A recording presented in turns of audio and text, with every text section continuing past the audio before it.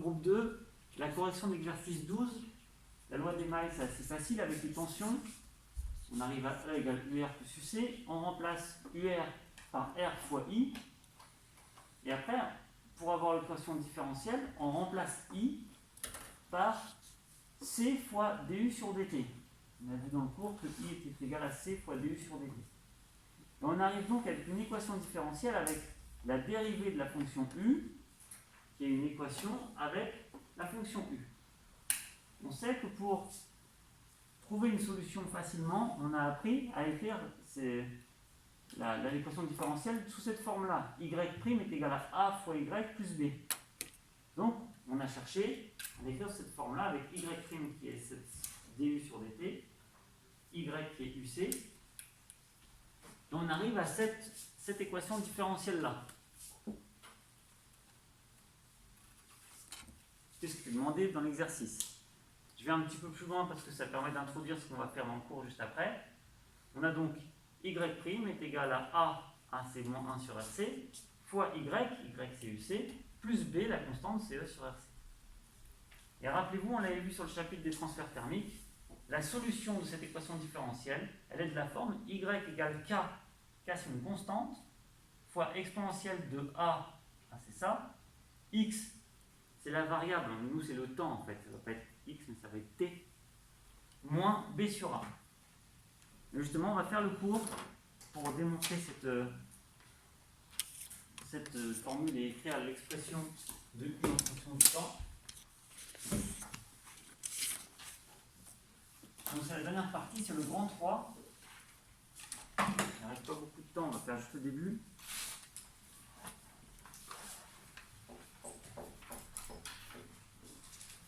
Le modèle de circuit RC.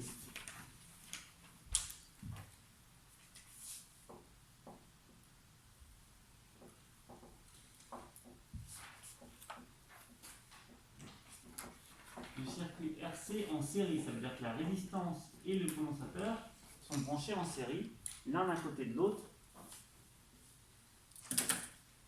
dans le montage.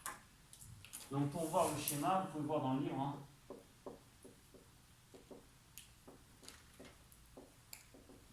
Voir le schéma du livre, qui est dans la partie grand 3 du livre. Donc on va voir le cas particulier de la charge du condensateur.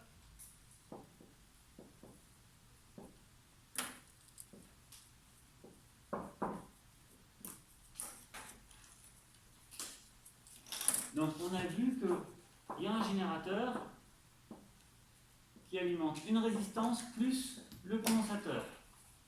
On doit trouver l'équation de U condensateur. Tout d'abord, on remplace U de la résistance par R fois I. U égale RI pour une résistance, enfin pour un conducteur ohmique. On remplace directement.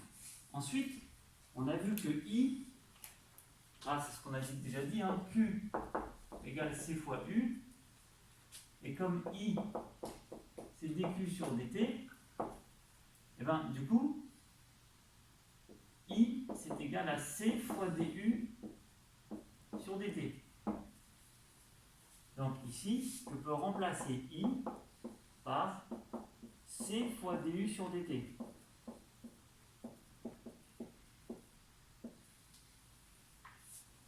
Là, on a l'équation différentielle qui apparaît puisqu'on a la dérivée de la fonction U et la fonction U. On fait exactement la même chose que tout à l'heure, ça veut dire qu'on isole la dérivée de UC par rapport au temps et on obtient moins 1 sur RC fois UC plus E sur RC. Voilà l'équation différentielle à résoudre. Donc elle est de la forme Y' égale A fois Y plus B. Et on sait que les solutions, c'est marqué là,